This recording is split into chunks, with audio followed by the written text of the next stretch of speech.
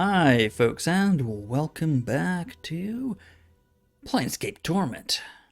We are currently in the lower ward. Quite a few things have been unraveled in the mystery of our immortality and lack of name and constant cycling through the planes. But we should potentially go to other wards. Potentially. Other wards. Potentially. Upper ward. Right. So. Alley of Lingering Size, that's not for us. Let's see. What lies in store? Oh? What is this? A shadow. What?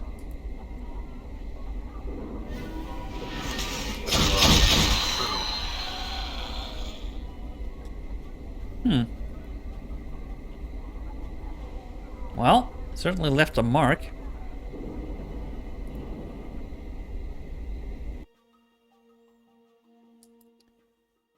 Let's go. Clerk's Ward.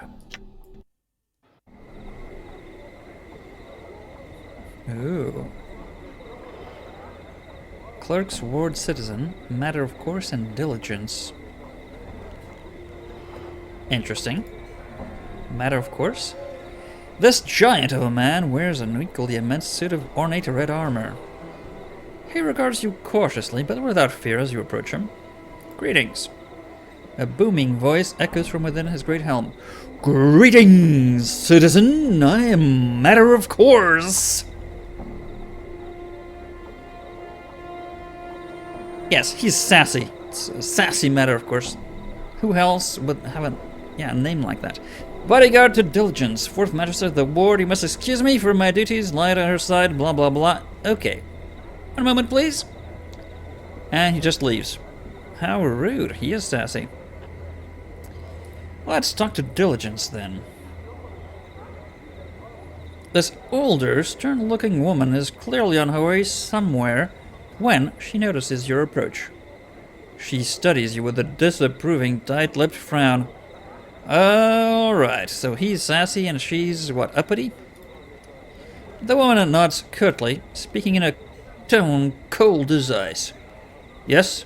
What is it? And watch your words, for I am Diligence, fourth magistrate of the ward. Something troubling you about my appearance?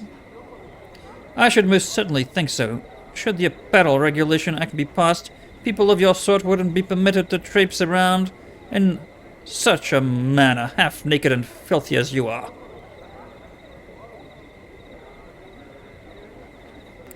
Nice! Nice. I'm quite clean, and begging your pardon, some cultures might find your clothes offensive. She examines you skeptically for a moment, then nods. Your point is well taken, sir. Still, though, you cannot deny you are a rather rough-looking sort of fellow. Well, my appearance is merely a product of my environmental, madam, and a difficult life of my environment, madam. I shouldn't be held accountable for that. Oh, but you should! Very uppity, very, very uppity. How easy it is for one to blame one's life, one's surroundings for every failing. I can see by your manner you are well educated, sir. Yet you appear to insist upon a lifestyle of wandering and senseless violence. Yes, because you know everything, madam. Why not settle in sigil and become a contributing citizen rather than some bloody-handed nomad in its streets? The choice is out of my hands, I assure you. Oh, how so? Her coldness melts away into a look of curiosity. Should we tell this idiot? Maybe. It's very risky, especially with matter, of course. It's difficult to explain. Nonetheless, I would bid you to do, sir. This sounds dangerous. I'm pondering what I don't know might happen. Not easy to ponder such matters.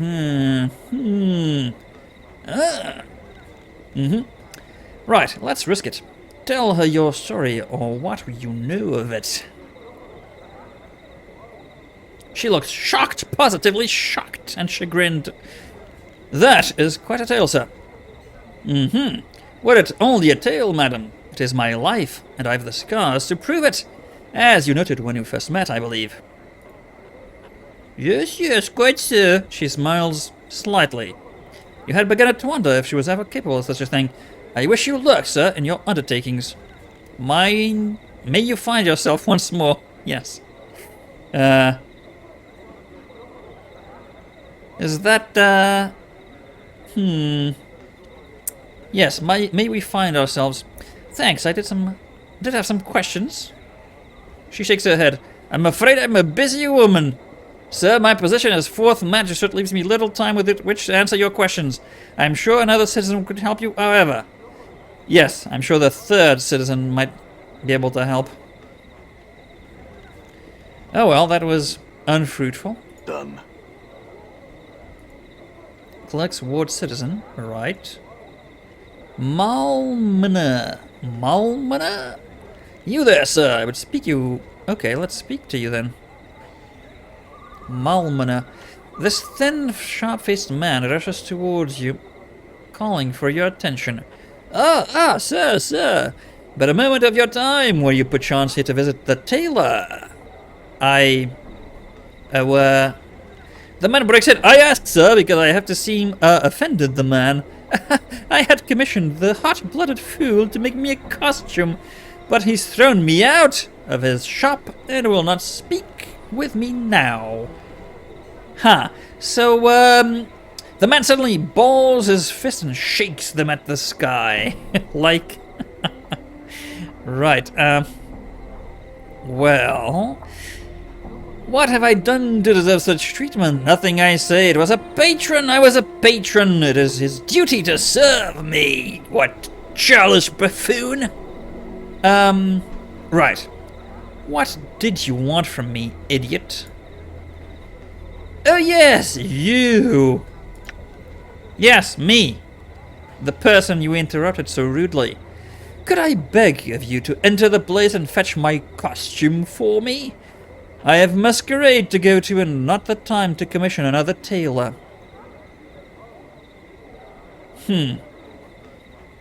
Why not do it yourself? That porcine lout! I somehow offended the puffy, pomp-filled jackanapes.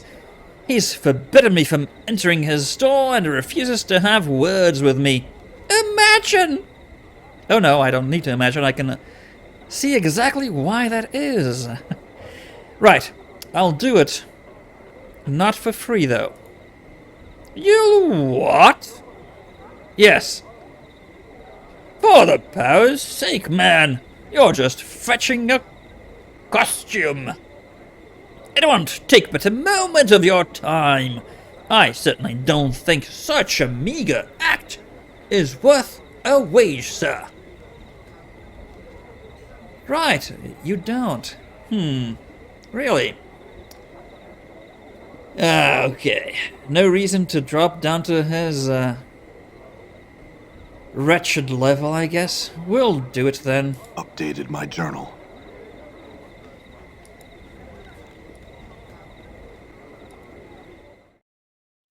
The things we do. And the people we do them for. Gonsalvage? Ha! That's an odd name for a character in the game, but sure. This short, heavy-set, middle-aged man is wearing clothes that seem to be spun of glittering gold. In his hands, he holds a bolt of cloth strung taut across a wooden frame. He is currently embroidering some pattern into a fabric. Greetings. The man doesn't seem to acknowledge your presence. He continues to work at his embroidery, muttering under his breath. As he sews, shimmering motes of light seem to sparkle and drop from the tip of the needle. Good sir, did you hear me? The man does not look up from his work, frowning distastefully as he answers you. Yes, yes, and I'm certain that what you need is truly quite urgent. Now, if you could just be silent for a moment. Okay, we'll wait quietly then. At last, he sets down the embroidery and looks up to you. Before you can speak, however, he suddenly picks up another item and sets to work on that again. As he works, what looks to be tiny colored sparks drip from the fabric. Let's wait. He finally finishes his work, setting it down to examine you. Greetings, I am Gonsalves. Now, what was it you were here to see me about? Well, we have some questions. I hope this is about garments and the like. I shan't answer anything not concerning myself or the store, you know. Right, that's fine. What were those lights while you were embroidering? That? Nothing, sir, but a bit of the art, which I sometimes weave into fabric when the fancy strikes me. Those items which I lavish enchantments upon are my most special creations, and are rarely sold. Oh, magic. What sort of magical clothes do you have? Nothing that would fit you, that's for certain. I like to see what you have just the same. What a terrible, terrible, terrible snob. Jerkin of the Brazen Rogue. That should fit, yes, and the Flitting Shadow. And Needle and Thread. Well, what does this do? Armor class 4, Thaco 1.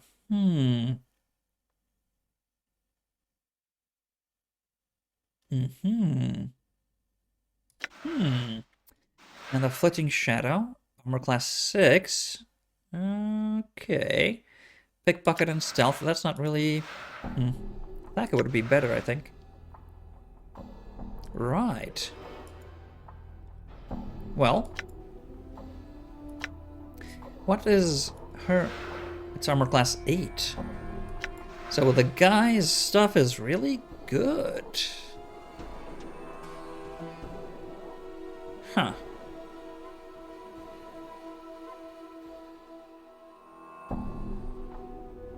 And expensive.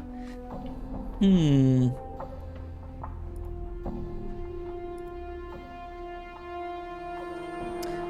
I buy some needle and thread? And just have the same inventory. Yeah, sure. How many do we want? How many does he have? Not sure. Let's see. Okay, well, we use a lot of those, so... Yeah. I'm tempted to blow our money on this. We can't sell anything to him. Nothing we have on inventory, though. Many things we do have. Right. Seems like a lot of money for one piece of equipment. We can come back here at any time. So, yeah, I think that's what we'll do. So, I have some other questions. I wanted to pick up a dustman costume. You are in luck, then, sir. I happen to have one available. Its cost is 30 copper commons. I'll take it. He takes a set of neatly folded robes from under a counter. Here you are, sir. I would warn you, though. If this is for the upcoming masquerade of Lord Erd, many folk are already attending as dustmen. I'll keep that in mind. Thank you. Sensate. Oh, what's a sensate? Sensate? Is that an assistant? Please, sir, I have things to do. I'd appreciate it being... Okay, yeah, so store attendant.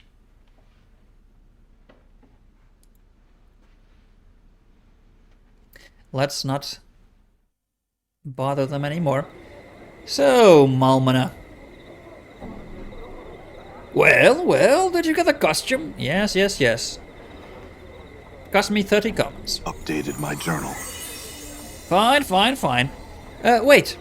He also said many people were already going to the masquerade as dustmen.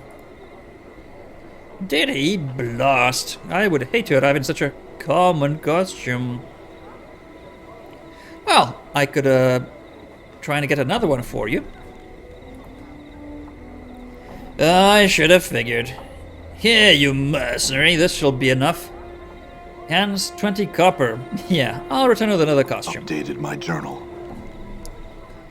Yeah. So, let's see. Gonsalves. I want another costume.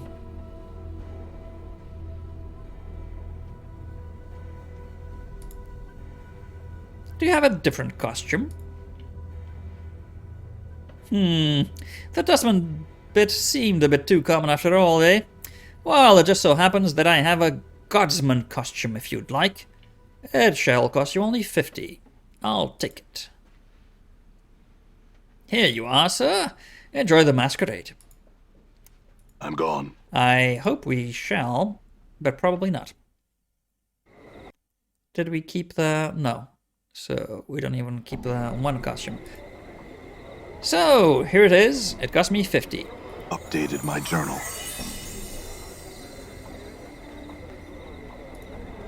Bye-bye. All right. Harmonium Officer. Oh. Under sigil. I'd say it out there, citizen. It's dangerous down below. Okay, will do. Under sigil is dangerous. Said Harvest Toady.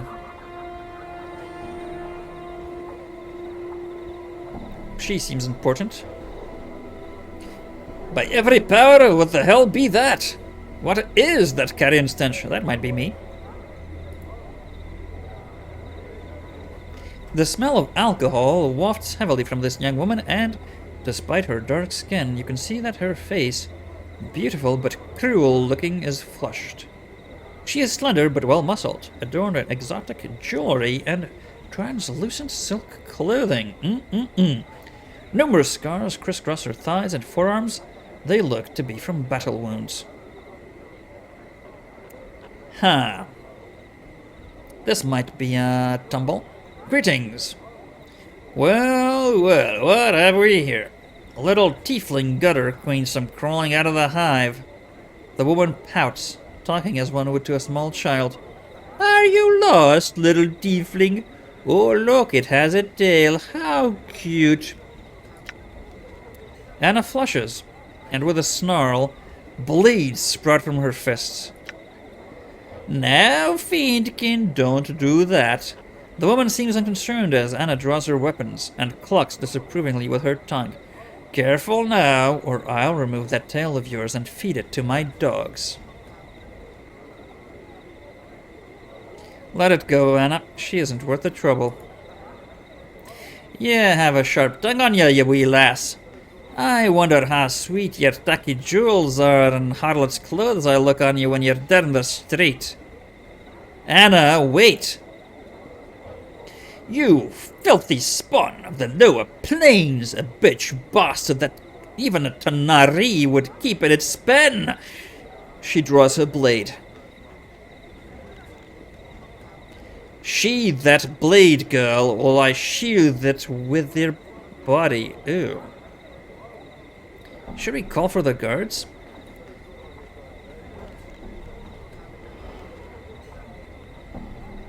She gasps in shock. You fool! Are you mad?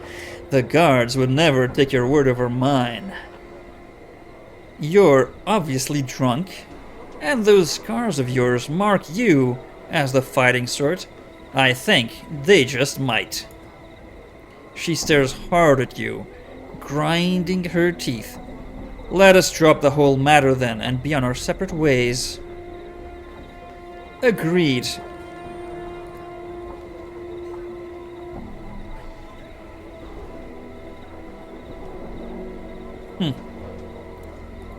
What a fool. Let's talk to this guy. This tall, thin man, dressed in heavy crimson robes, has sharp, pinched features. He bows regally as you approach him. I am Salabesh, oft called Salabesh the Onyx, mage tutor for the Civic Fest Hall. You've business with me, I take it?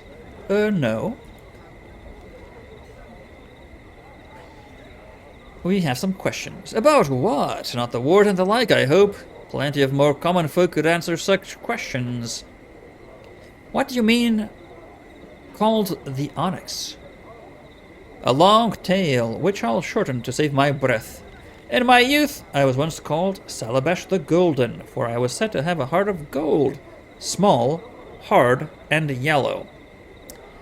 Ah, that's not exactly what people usually mean by of gold, but okay. So he was heartless and a coward, I take it. Well, I cursed the fool who started that, so he could only speak from his arse and defecate through his mouth. Ah! That sounds, well, foul. The Onyx appellation, along the same lines as the Golden, though admittedly somewhat less clever, soon followed. Huh. In any case, I'm a much kinder fellow now. Far less prone to laying curses and the like. I'm not certain if I deserve the name any longer.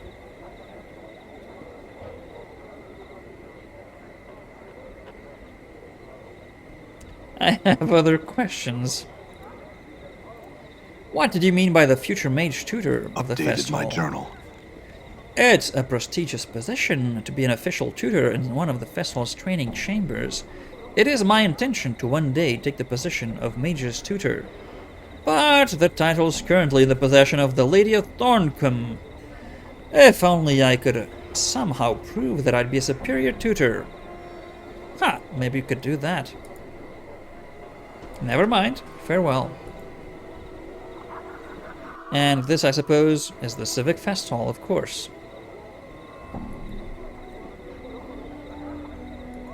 Of course it is. What's down this corner here? A harlot. It wouldn't kill you to say a few words to me, Feedly. Or hug me. Or kiss me. Yeah, I'm sure Anna will be thrilled about that. Elobrand. This old woman examines you closely with her sharp gray eyes. First your face, then your arms. And various tattoos. Greetings, scarred one. Come to speak with Elobrand, have ye? Come to have your fortune told, mayhap. For a paltry 5 coins. Sure. Places your coins in the left pouch and takes your hands. At long last she speaks. Some rare folk are what's called fateless, you see.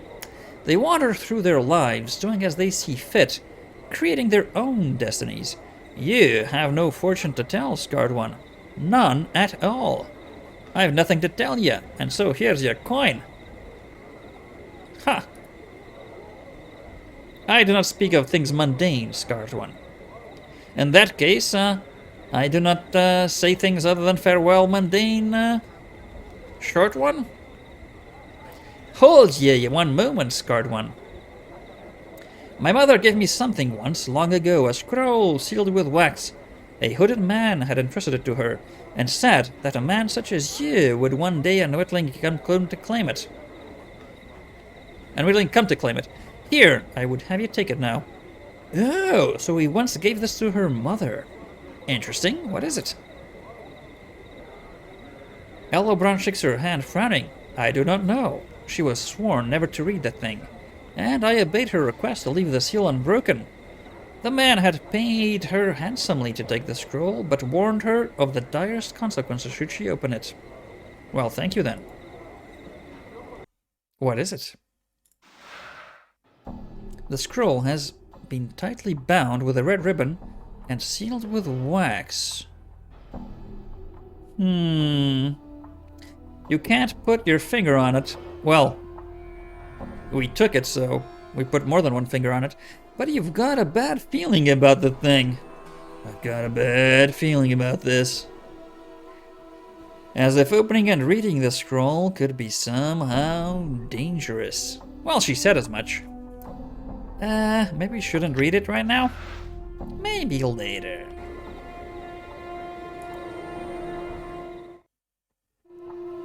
Small dwelling. Well, let's not steal her stuff. She, fulfilled her duty.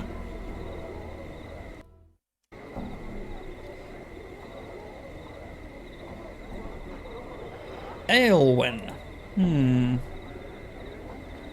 And the barkeep. Well, that's an appropriate name in front of a bar. Aylwin. Tall, slender woman occasionally looks up from her cup of wine to scan the surrounding patrons and passers-by. Her facial features are elegantly exotic and her eyes a brilliant golden color. Catch the light, sparkling as she looks about. How are we to know what's exotic here? We're not from here. Everything's exotic here. Greetings! She regards you carefully for a moment before replying. She speaks slowly and carefully, avoiding direct eye contact. I, Aylwin, return your greetings. Are you looking for someone? Namely is her name, a friend of mine, Aylwin's. I, Aylwin, worry for her in this place and wonder why she hasn't come to meet me, Aylwin, yet. Here. Right. I could help you find your friend, Aylwin. Me, nameless one. Here, sigil. Updated my journal. Why would you do this? She looks up from her cup, smiling. And you're suddenly overcome with a sense of hope and joyous gratitude. Seeing you tense up, she covers her mouth and averts her eyes, and the feelings fade to nothing. I, Aylwin, thank you. She's got a way about her, and not natural. What was that?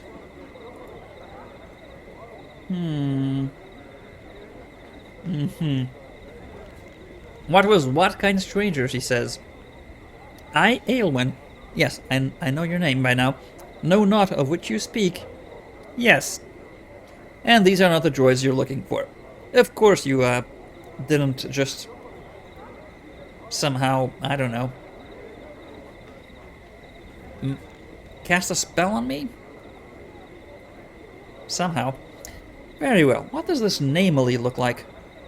She appears as I, Aylwin, but with the raven hair and eyes of bright violet. Okay, well, I'll tell her you're waiting for her here then. Raven hair and eyes of bright violet. She should be easy to find. Barkeeper. The smiling man nods cheerfully at you as you approach. Welcome to my cafe, good sir. What may I serve you? Some wine, perhaps? I have some questions. Humblest apologies, sir, but I make it policy to serve drinks and nothing more. Okay, well, then nothing. Let's go inside.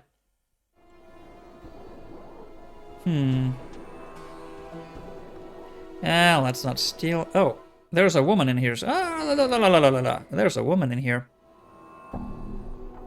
A sensate artist. The attractive pale-faced girl smiles at you, motioning towards a book full of charcoal sketches. Greetings and well met, good sir. My name is Ulana. I am an artist by trade, and would gladly make a fine sketch of you for 5 copper commons. Okay. No thanks. She smiles. Please don't hesitate to return should you change your mind. Okay.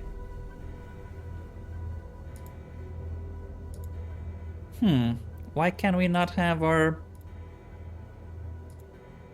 All right. Maybe later?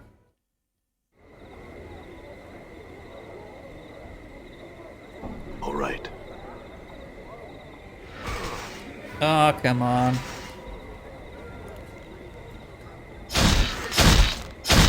Die.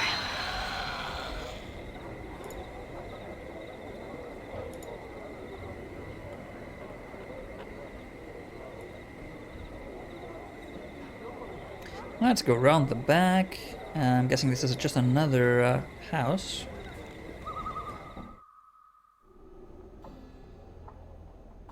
Lazy scribe.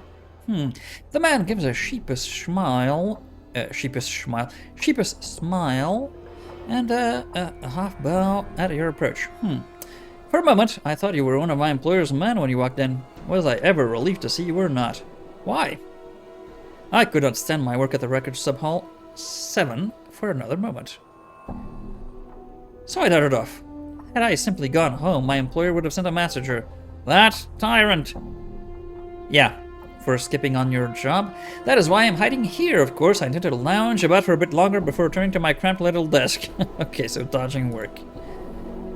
That seems appropriate for a lazy scribe. Though we'll know where to tell your boss if he asks. I'm gone.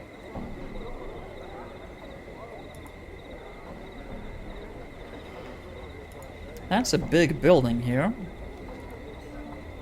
A very big building here. The Curiosity Shoppe.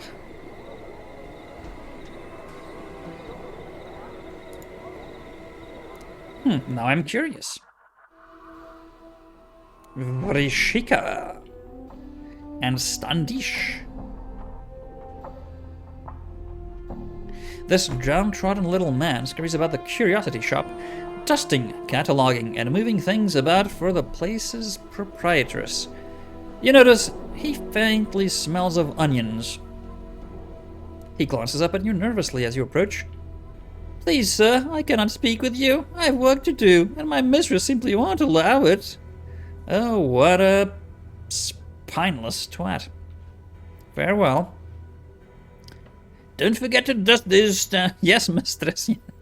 Yes, mistress. Yes, Igor. Break that, I'll be selling your tan hide. Yeah. The shop featured woman's appearance is attractive, though somewhat disturbing, with her blue-black skin and bright yellow eyes. As she examines you, a small pair of bat-like wings unfold from her back. Oh. Then seem to settle back into her skin. That's new. Well, well. A floating, disembodied, prevaricating skull.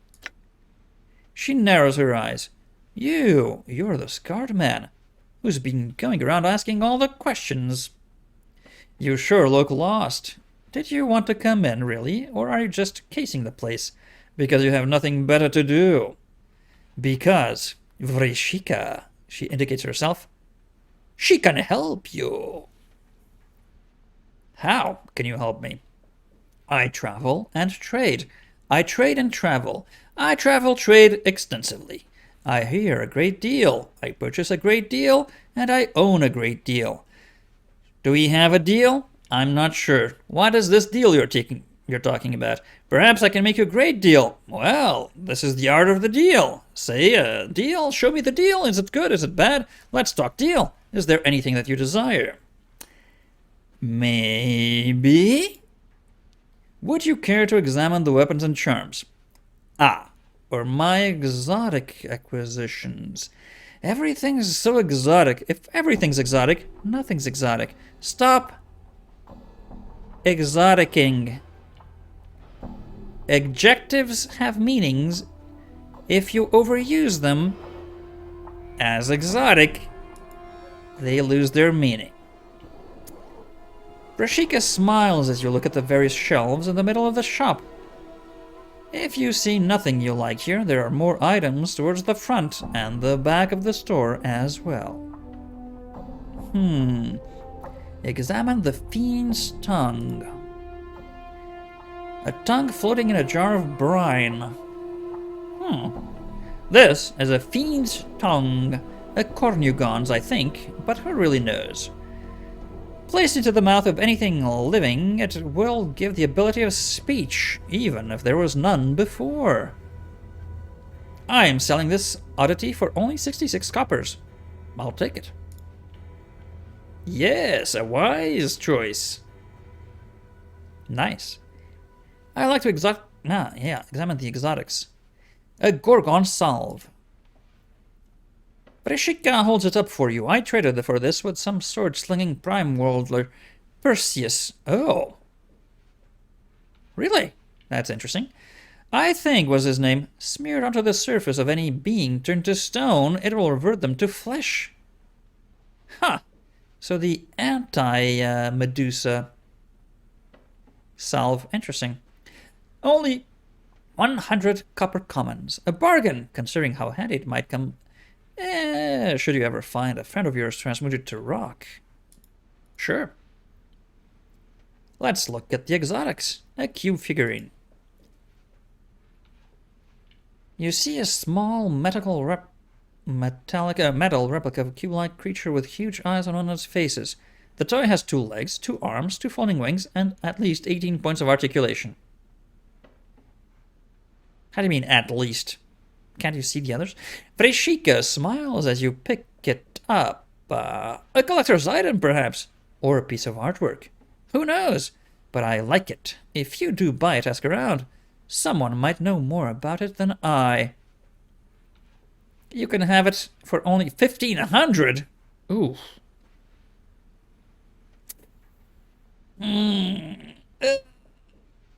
That's a lot of money. We'll take it. Exotics. Monster jug. Plain-looking jug. Despite its common appearance, you feel reluctant to touch a thing, as if it might bite you. Vreshika watches you, chuckling, then shrugs. It's a jug. It's got some sort of monster trapped in it. That's why your hair is prickling up like that. If you'd like it, it's only 123 coppers. Sure. We'll take everything. Let's look at the front. Oh my god, there's so much stuff. At the back? Whew.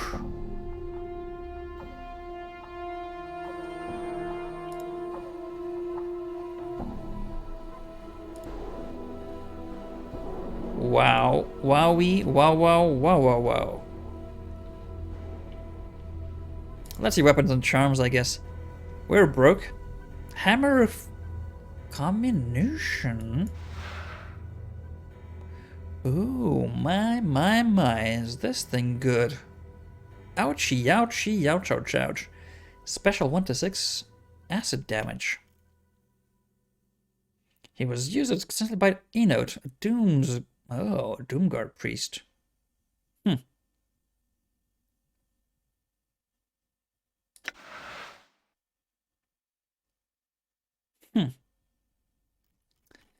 Divine Censer.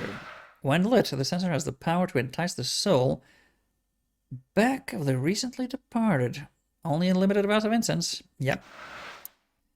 Teeth of the Fire Drake. Oh, that's fire and immunity to fire for Morte. That's... Man, everything's so expensive. Magnifying lens. Only usable by Modrons. What's a Modron? Huh. A Dread Bond. Immunity to panic. Tiny razor-sharp spikes cover the entire surface of this item. Oh, injecting small amounts of rare reagents into the bloodstream. Causes the user to feel a constant adrenaline rush. I know some people that would love to have that. Heart of the Fosterer. 3,333 hearts? Well, 3,332 if we buy this one.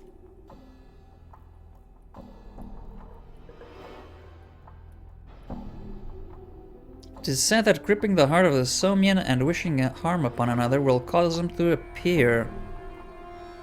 The Somian will answer the user's call, then fade into the mist from which they came. Okay. That's mysterious. Ashes of the Pabulum.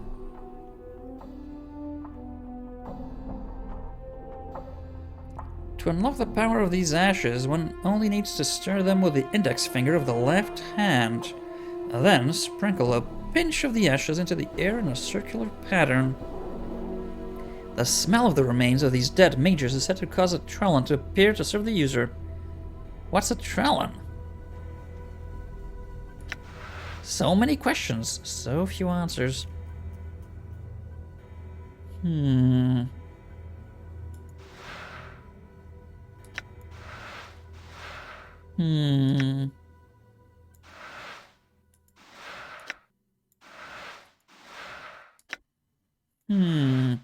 I hope this stuff comes in handy at some point. There's so many options over here.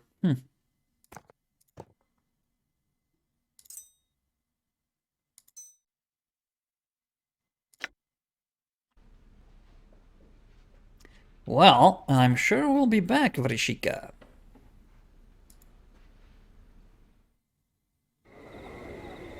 Ha ha ha. Well, that was certainly an interesting visit. There's still a lot to explore in the upper ward. But that is going to be next time. Till then,